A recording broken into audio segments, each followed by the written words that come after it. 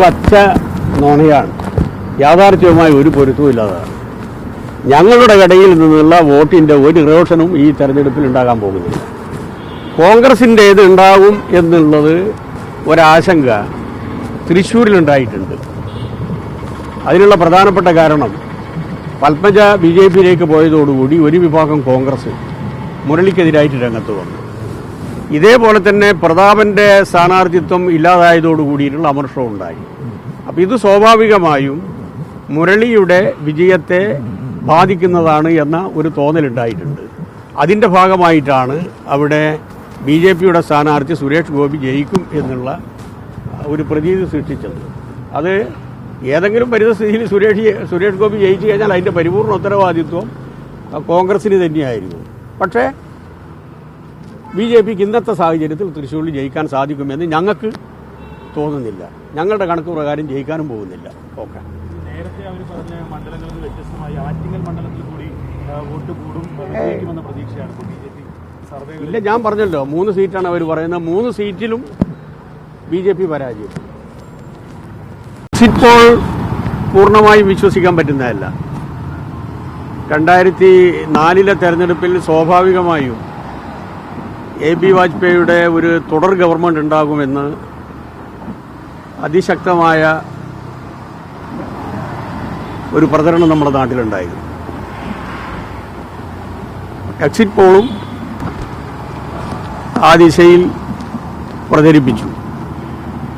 പക്ഷേ തെരഞ്ഞെടുപ്പിന് ശേഷം 1ാം UPA ഗവൺമെൻറ് അധികാരത്തിൽ വന്നത് നമ്മൾ കണ്ടതാണ്. 2014 2019 തെരഞ്ഞെടുപ്പിൽ BJPക്ക് അനുകൂലമായൊരു വികാരം ഉണ്ടായിരുന്നു. പ്രത്യേകിച്ച് മോഡിക്ക് അനുകൂലമായിട്ടുള്ളൊരു തരംഗം ഉണ്ടായിരുന്നു. ആ തരംഗം ഈ തെരഞ്ഞെടുപ്പിലില്ല. ഇല്ലെന്ന് മാത്രമല്ല, തണുത്ത പ്രതികരണമായിരുന്നു പല സ്ഥലത്തും ഉണ്ടായിരുന്നത്. ഈ കഴിഞ്ഞ 5 വർഷം ഏറ്റവും ശക്തമായിട്ടുള്ള പ്രക്ഷോഭത്തിൻ്റെ കാലഘട്ടം കൂടിയായിരുന്നു. പ്രത്യേകിച്ച് കൃഷിക്കാരുടെയും തൊഴിലാളികളുടെയും സംഘടിതമായ പ്രക്ഷോഭം. 1 വർഷം നീണ്ടുനിന്ന കൃഷിക്കാരുടെ സമരത്തിൻ്റെ ഭാഗമായി 700ഓളം കൃഷിക്കാരാണ് രക്തസാക്ഷികളാകേണ്ടി വന്നിട്ടുള്ളത്. ജീവിതം ദുസ്സഹമായിരുന്നു. ഒരു രൂപത്തിലും താങ്ങാൻ പറ്റാത്ത രൂപത്തിലുള്ള ബാധ്യതകളാണ് ജനങ്ങൾ ഏറ്റെടുക്കേണ്ടി വന്നത്. അത്തരമൊരു സാഹചര്യത്തിലാണ് 1ാം ഫേസ് കഴിഞ്ഞ് 2ാം ഫേസിൻ്റെ തുടക്കത്തിൽ ഏറ്റവും നികൃഷ്ടമായ രൂപത്തിൽ മതന്യൂനപക്ഷങ്ങൾക്കെതിരായി, പ്രത്യേകിച്ച് മുസ്ലിംസിനെതിരായി ശക്തമായിട്ടുള്ള വിഷലിപ്തമായിട്ടുള്ള പ്രചരണം പ്രധാനമന്ത്രി അഴിച്ചുവിട്ടത്. യഥാർത്ഥത്തിൽ ഒരു വർഗീയ കലാപത്തിലേക്ക് നമ്മുടെ രാജ്യം നീങ്ങുമോ എന്ന സംശയം പോലും ഉണ്ടായിരുന്നു. എന്നാൽ അതിനെയെല്ലാം മതനിരപേക്ഷ ഇന്ത്യ ശക്തമായി പ്രതിരോധിച്ചതിൻ്റെ ഭാഗമായിട്ടാണ് വലിയൊരു കുഴപ്പം കാണാതെ നമ്മൾ രക്ഷപ്പെട്ടത്. മറ്റൊരു ഭാഗത്താണെങ്കിൽ ഹിന്ദുത്വ ഏകീകരണത്തിന് വേണ്ടി എല്ലാ വഴിവിട്ട മാർഗങ്ങളും സ്വീകരിച്ചു.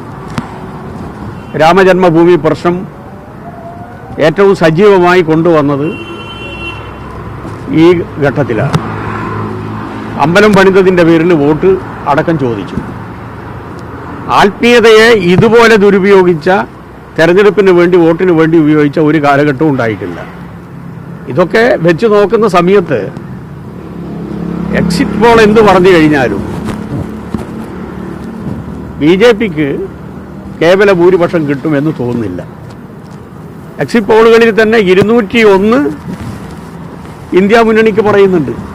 201 വരെ.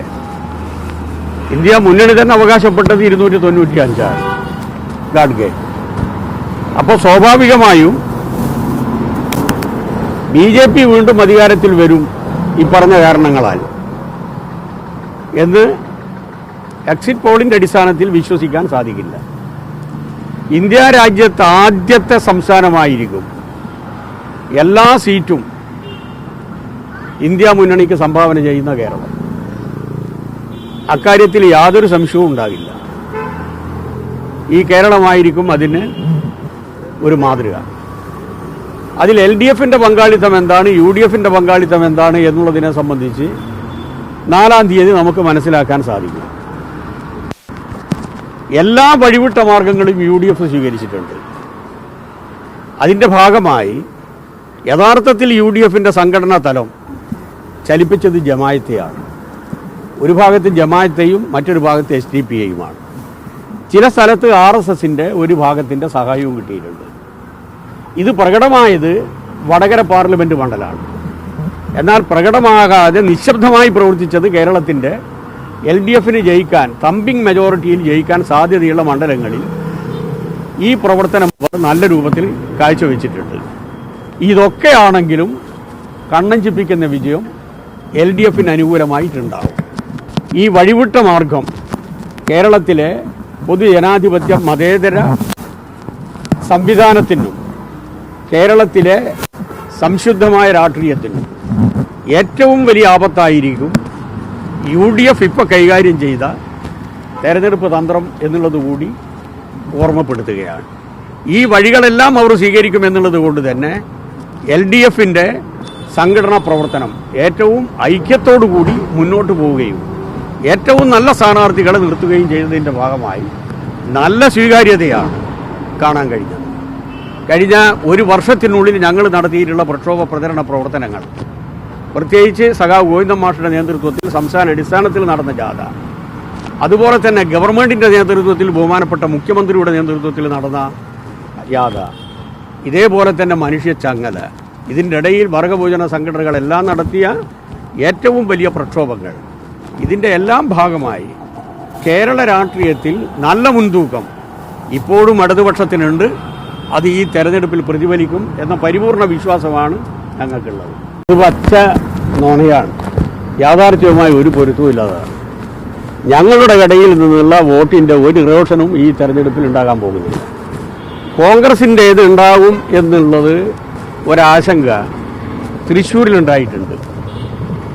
അതിനുള്ള പ്രധാനപ്പെട്ട കാരണം പത്മജ BJPയിലേക്ക് പോയതോടുകൂടി ഒരു വിഭാഗം കോൺഗ്രസ് മുരളിക്കെതിരായിട്ട് രംഗത്ത് വന്നു. ഇതേപോലെ തന്നെ പ്രതാപൻ്റെ സ്ഥാനാർത്ഥിത്വം ഇല്ലാതായതോടുകൂടിയിട്ടുള്ള അമർഷവും ഉണ്ടായി. അപ്പോൾ ഇത് സ്വാഭാവികമായും മുരളിയുടെ വിജയത്തെ ബാധിക്കുന്നതാണ് എന്ന ഒരു തോന്നലുണ്ടായിട്ടുണ്ട്. അതിൻ്റെ ഭാഗമായിട്ടാണ് അവിടെ BJPയുടെ സ്ഥാനാർത്ഥി സുരേഷ് ഗോപി ജയിക്കും എന്നുള്ള ഒരു പ്രതീതി സൃഷ്ടിച്ചത്. അത് ഏതെങ്കിലും പരിസ്ഥിതിയിൽ സുരേഷ് ഗോപി ജയിച്ചു കഴിഞ്ഞാൽ അതിൻ്റെ പരിപൂർണ ഉത്തരവാദിത്വം കോൺഗ്രസിന് തന്നെയായിരുന്നു. പക്ഷേ BJPക്ക് ഇന്നത്തെ സാഹചര്യത്തിൽ തൃശ്ശൂരിൽ ജയിക്കാൻ സാധിക്കുമെന്ന് ഞങ്ങൾക്ക് തോന്നുന്നില്ല.